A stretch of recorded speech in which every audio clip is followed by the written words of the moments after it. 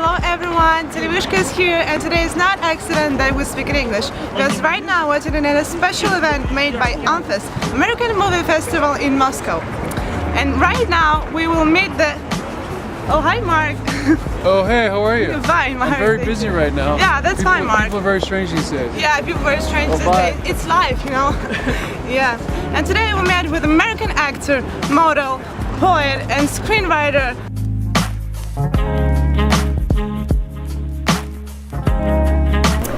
So, hello. Oh, I'm sorry, just one more question.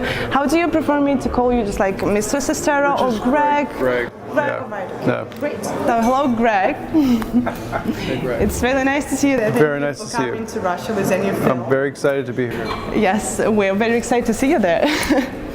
So, as everybody know, your first outstanding and the most well-known role is Mark from The Room. The Oscar-winning The Room. Yes, and The Room is definitely an extraordinary piece of art.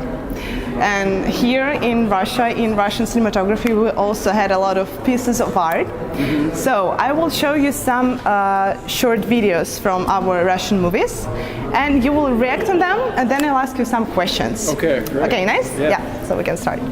So the first one is this one.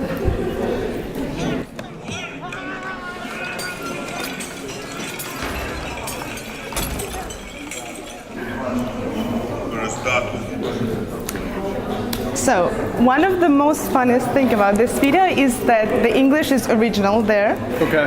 Because, yeah, this the main character that you see, this big guy, he is the director of this movie and he filmed it in English.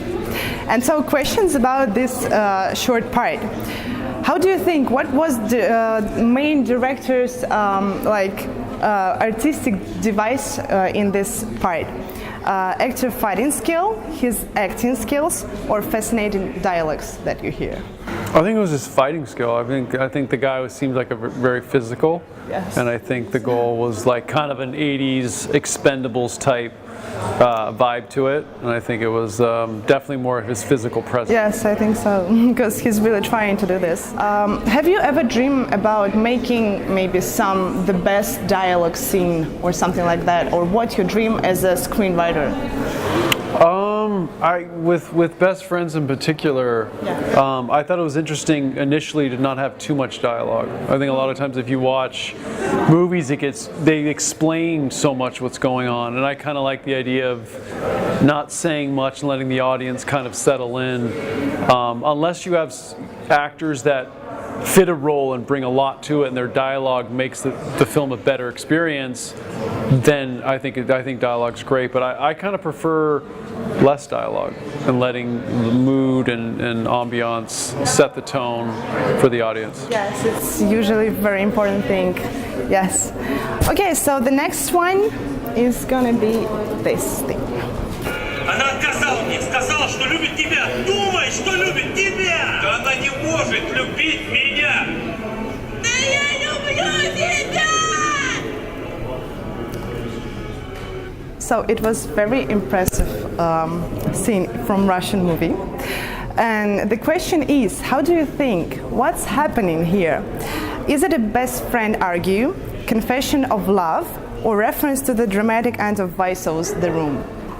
That reminded me a lot of The Room, actually. I think he stole his girlfriend, and it was a great little moment to have her peer around back, very symbolic, and I think she looked like she was about to tear him apart.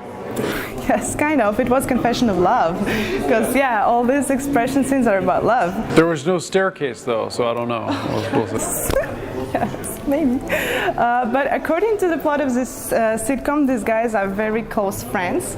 And as we all know, friendship is really a hard thing, and it needs to try a lot of things to be a good friend. You need to work hard on it.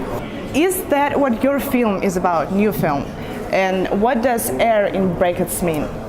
Yeah, it is very much inspired by friendship and all the bizarre things that come with it, especially, you know, in this situation, my friendship with Tommy, very different people, different generations, and so for me it was important to kind of explore that. I did a little bit of that with The Disaster Artist, but this was going a little bit deeper And so when I was writing the script, I was kind of inspired by My Best Fiend, Werner Herzog documentary about his relationship with Klaus Kinski. And so those were the first words I wrote on the page, were best friends with the R in brackets, because I didn't know what it was going to be. And so as the script came together, I didn't know if I was going to change it or not. And Tommy was very adamant, saying, that was your first impulse, and you should just go with that. It's different, and be different. And so that's why I left it that way, because that was my first thought. Yes, that's true. Great. So the next one.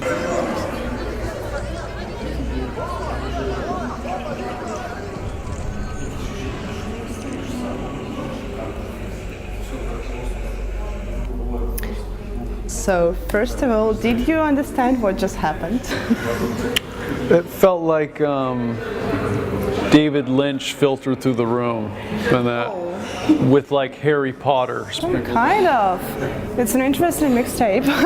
Some kind of, yes. So I did like the shot with the bullet coming at the screen. I thought that was cool. So this is a famous Russian poet, as I told you about before the interview. Yes, and so we would like to ask you to read out loud his poem about love. Alexander Pushkin, "Я вас любил." That's right. Я вас любил, любовь есть быть может, ви душ моей угасла не совсем, но пусть она вас больше не тревожит. I didn't say shit. Я не хочу печалить вас ничем. That was clear. Yeah, that was near to the. Cool. Thank you. Okay, so the last one. This will be a long video, and it is the last one. So this is a nowadays superhero movies are really popular. Yeah.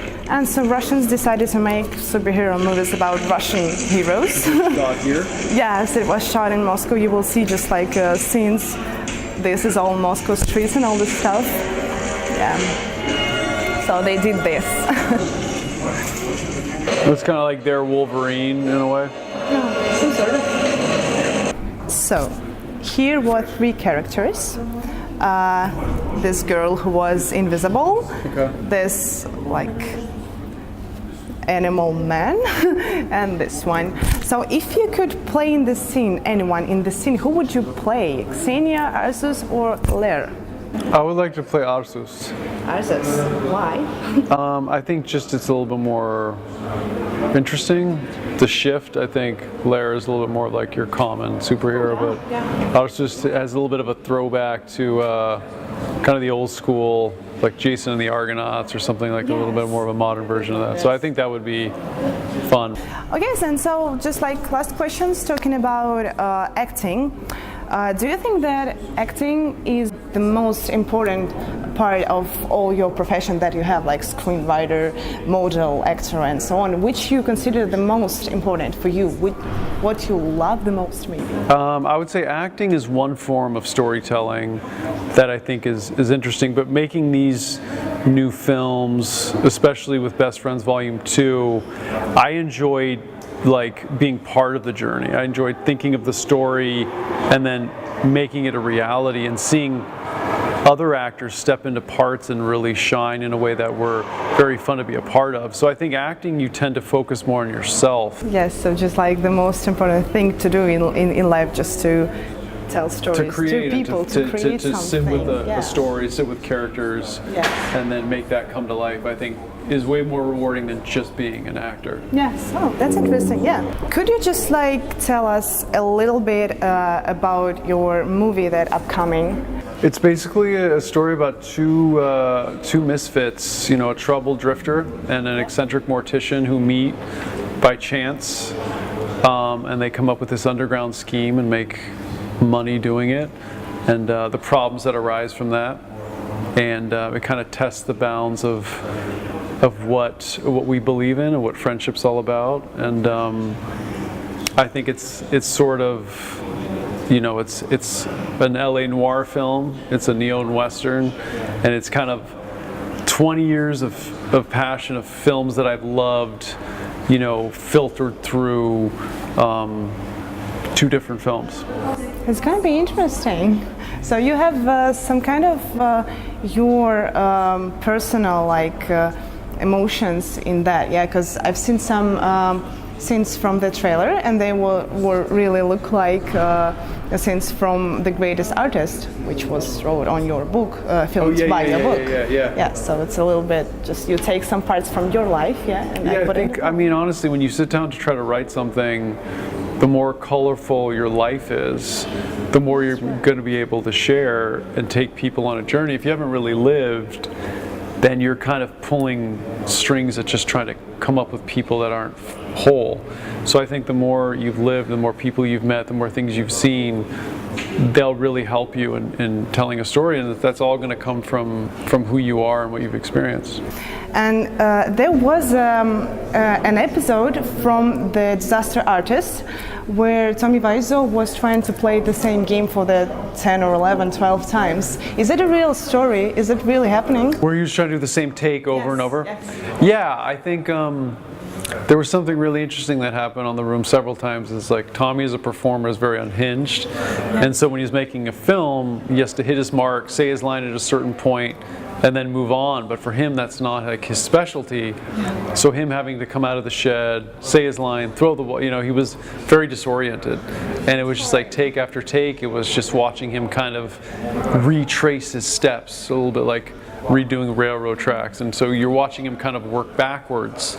And that's what makes that scene so funny, is you're watching somebody completely out of his element. But it's a little bit just like, come on, Tommy, you can do this. Yeah. No, it's one of those scenes that it's like watching a car crash. You can't look away, but you want to kind of see how it finishes up, and it finished up very well.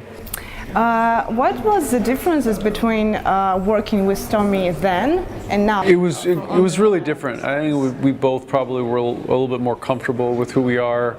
I was, more focused on making something that was good, and he was as well, and he was only an actor in this film. So that all was very helpful to make this a better experience. That's interesting. Okay, and so as the end of this interview, as you know, there are a lot of young people dreaming nowadays to make movies, to know how to do movie making, especially us. Yes, and can you give some advice for succeeding in that hard profession as movie making? I think what you first need to do is kind of block out all the noise of what you think people want or what you think success is, and then I think you just need to, if you really love creating, you really love movies, go out and make a 5-minute film, 10-minute film, team up with some of your friends that want to be sound people or actors or writers, and just go out and try to make stuff. Because I think the more you work, the more you'll get better, and the more you'll learn, and the more you can grow your craft. And I think a lot of times people sit around and wait for the phone to ring and think someone's going to hand them their opportunity on a platter, but it doesn't, for the most part, it doesn't really work that way. You need to believe in yourself, and you really need to have fun pursuing what you really want, and have a voice. And I think just go out and be creative each day, and go out and make something and see. I think the power of completing something teaches you a lot about yourself. And once you get to that point and you make something, you can kind of jump from there. So I think just go get it is what I would tell anybody who wants to be creative. Thank you for a great interview. It was Thank really you very much. interesting. Thank you very much.